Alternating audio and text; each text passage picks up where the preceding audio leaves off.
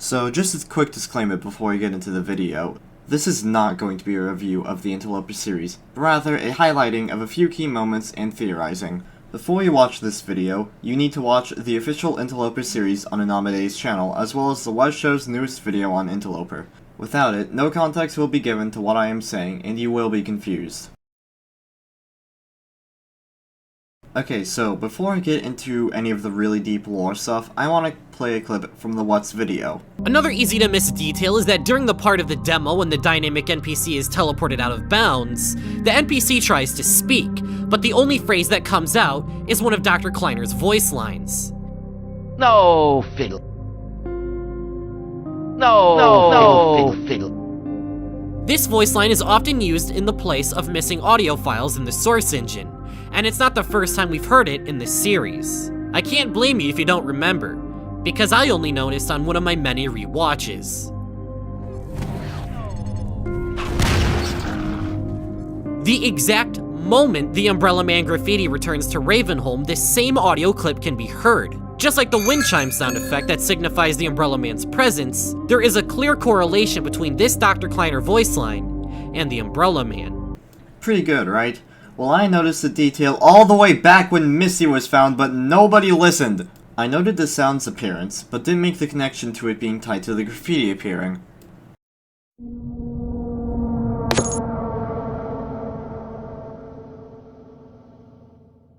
You know, speaking of Misty, I believe I know what the Cheeple is saying, and it isn't some obscure or cryptic message. I actually believe that what was really close to it, but missed the mark by a single inch. I believe it's individually saying each consonant in the word Misty. Besides, why else would it be called Misty? It's not like it features any mist, or really has any references to mist at all, unless what I'm saying is true. Now, I know that'll still get people in my comments saying what they think it says, and that's fine, but I think this is the most definitive interpretation we have yet. If anyone has any evidence to suggest otherwise, I would love to hear it in the comments down below.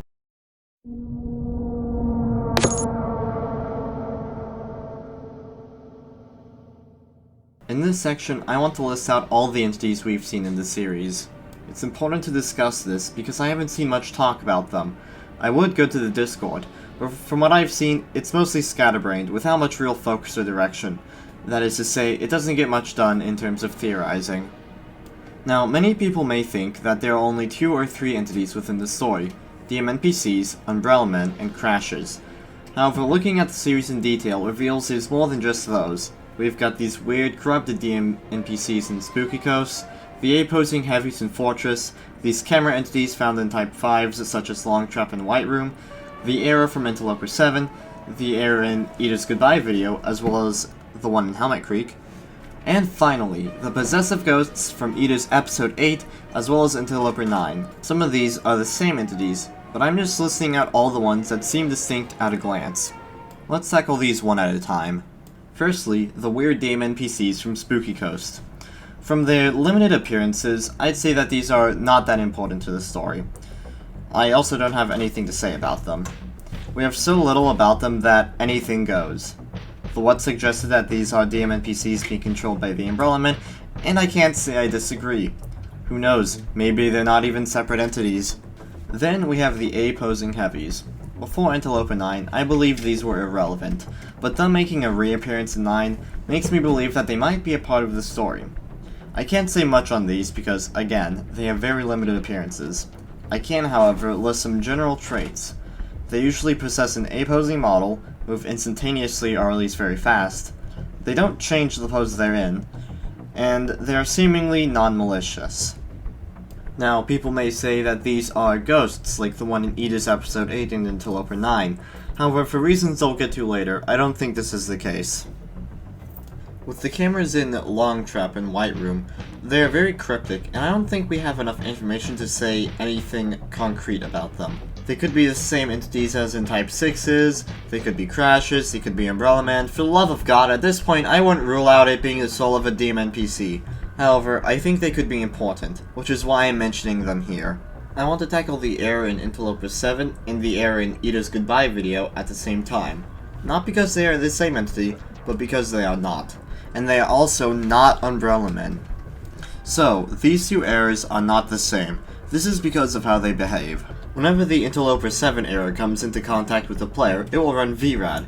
The output is sent to Ida's computer, and then it closes the game. Clearly, this was made by Ida. However, the goodbye video error goes on top of an entity and then kills it. It is also in the DM editor, which means it was made by whoever made the DM editor, be it Valve or F-Sky. However, many people think one or both of them are Umbrella Men. I vehemently disagree. It doesn't make sense for the Interloper 7 error to be one, because it was made by Ida. The goodbye video error also probably isn't one, because for reasons I'll get to later, these ghosts are Umbrella Men. And so for one to be killing its own kind, it doesn't seem right, especially with how intelligent the Umbrella Men seem to be. The error also seems to be too computer-like to be one.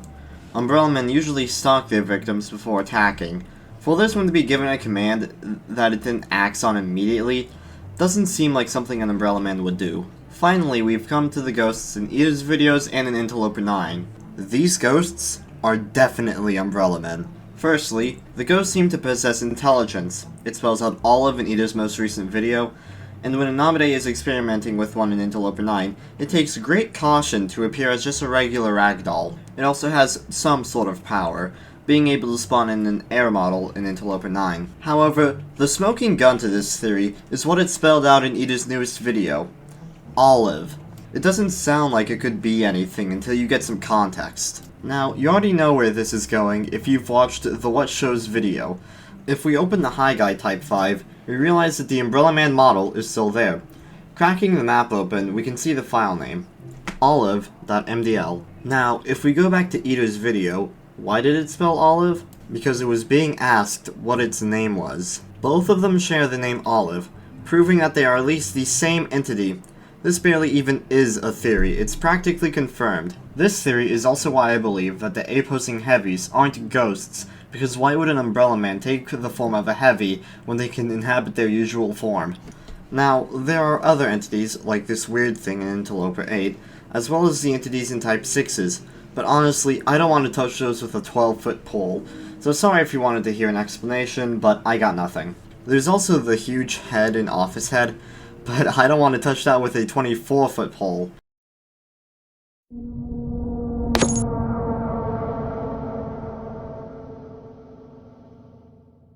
I want to make an entire section dedicated to these little fucks. They are so cryptic, with so much about them, that I could probably make a separate video on them. But for now, I want to call into question what these things even are. Are they AI? Are they player controlled? Are they Type 6s? I mean, there's evidence for each one of these theories. In Interloper 5, Onomi points out in the Ida video about crashes that was changing models in the beginning, which he then uses to change models within Portal RTX.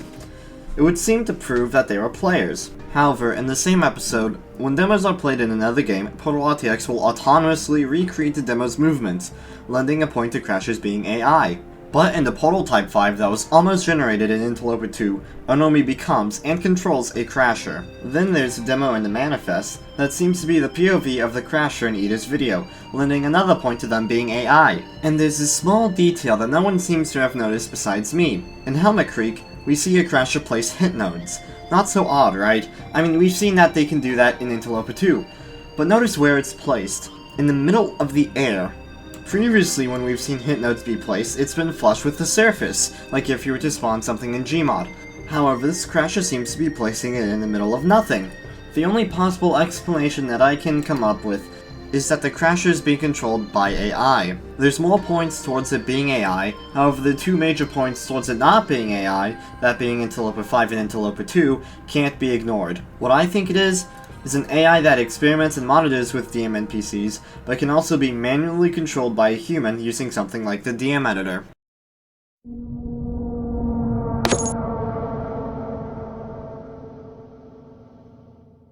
In this section, I want to potentially clear up some confusion on if demos are being generated or not. There seems to be conflicting viewpoints about this matter, and there's evidence to support both sides. If you were to just watch the original series and not dig deeper, you might say that the get s.interlope.pool:27015 command generates demos, but the what show suggests that they are being pulled from a server. So let's go over the points for each theory. In Interloper 4, Onomi points out that the bots carry the person playing the demo's username, which suggests it's generated because demos retain the username of the original player. However, there's that demo that popped up twice, once in the original Half-Life 2 forum thread, and then again in Interloper 2, which would be evidence for them being pulled from a server. Another piece of evidence pointing towards the demos being pulled from a server is the comments left on demo maps. But then there's Type 6's, which didn't appear until Interloper 8, which would suggest the demos are being generated. There's also the demo from the Tuesday Manifest, which shows one of Onomi's flying machines, which would also lend credence to them being generated, because if they were being pulled from a server, then supposedly it would have stopped generating by now, right?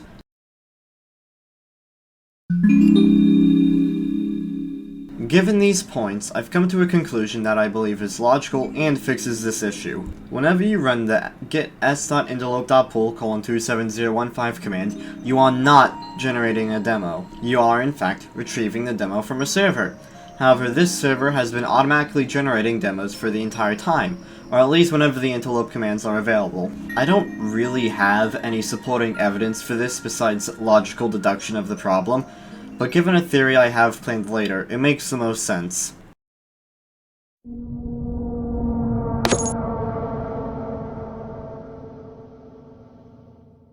At the end of Interloper 7, we get to see them take a picture of where the Umbrella Man graffiti resides. We see a screenshot of exactly where the photo was taken, but in-game. It is very dark, with hints of a soft yellow light. We can barely see the floor or the wall. However, compared to the photo taken, it looks different, doesn't it? It seems to be illuminated by a blue light. You can see the floor as well as the wall. The lighting here is completely different. Where else have we seen different lighting in this series? The Type 5 demos. Specifically, one comes to mind. The Portal Type 5 that was almost generated all the way back in Interloper 2. Some may argue that Seastrike, as well as all the other photos taken of maps, look identical as how you'd see them in-game. However, there's one commonality within them all. They're outside at daytime. The daytime doesn't look too much different if you give it better lighting. It'd have to be a different time of day for the effect to become more apparent. So my small theory here is that Type 5s are peeks into this hidden world.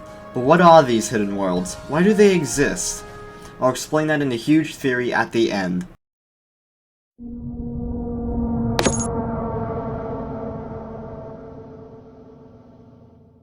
Now, the title of this section may seem odd.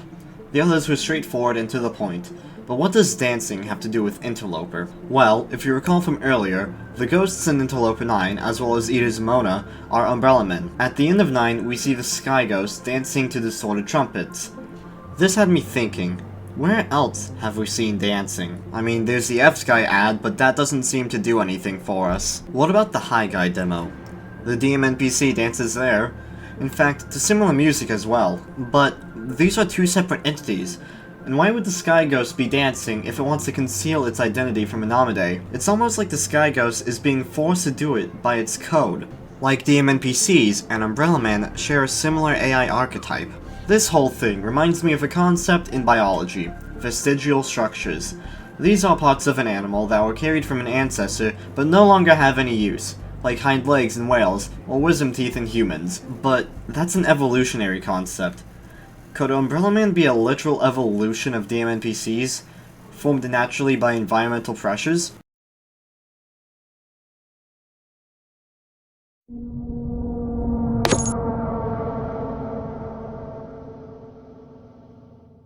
Here's my magnum opus of Interloper theorizing, the theory I've been building to this entire video, the theory that can explain almost everything going on in this series. Let's connect everything we've talked about and compile it into one big story. The story starts with Valve wanting Source to be as realistic as it could possibly be. Their goal was to create the most immersive world ever. To do that, they needed a couple of things. First off was lighting. Lighting was perhaps the most vital part to a realistic world, so they tried their hands at ray tracing, creating all the maps we see in the Void and in Type 5s. They needed something to fill these worlds though. Another vital part of immersion, realistic NPCs. And so, they created DMNPCs. For quite some time they worked on this, but they could never get it to work, ultimately abandoning their ambitious desires altogether. However, in true Valve fashion, They didn't delete the worlds or the DM NPCs, instead leaving it to rot in the code. They restart everything, and ultimately released Half-Life 2 in 2004. About a year or so later, a company called F-Sky finds these worlds in AI. Being an innovative company themselves, they try their hand at making DM NPCs work. To do this, they created the DM editor to experiment with DM NPCs using demos, and the source sample to create and modify demos. They also made the crashes, which were used to automatically and manually experiment with DM NPCs. The tests F-Sky were doing to these DM NPCs were cruel, and so under these environmental pressures, some of the DM NPCs evolved. They became the Umbrella Man. The job of these Umbrella Men was to kick out any F-Sky employees as well as other people dabbling in their world. A Half-Life 2 forum thread appeared, talking about a weird graffiti in Ravenholm. At first disregarded, a person named J-Man looks deeper and finds some console commands that when inputted would retrieve a demo from F-Sky. A person named Jan reached out to J-Man, and together they created Ida Machinima. With them having a wider array of tools as well as 24/7 access to the Interloper commands, they made serious headway in the mystery, eventually building a structure outside of CP Steel and creating an entity that would transmit light data from the hidden world. It reached a point where Ida was able to capture an Umbrella Man. Jan torched it over and over again to try and create a girlfriend for himself. Ultimately, though, backlash from his fans and his video partner J-Man got to him, and he deleted everything. Also during Ida's time, F-Sky shut down, seemingly not being able to produce something from the DM NPCs, and just like Valve did in the past, abandoned it. Years later, a random Half-Life 2 fan is researching graffitis and stumbles across the Half-Life 2 forum thread. He makes a video covering the weird commands, and the rest is history.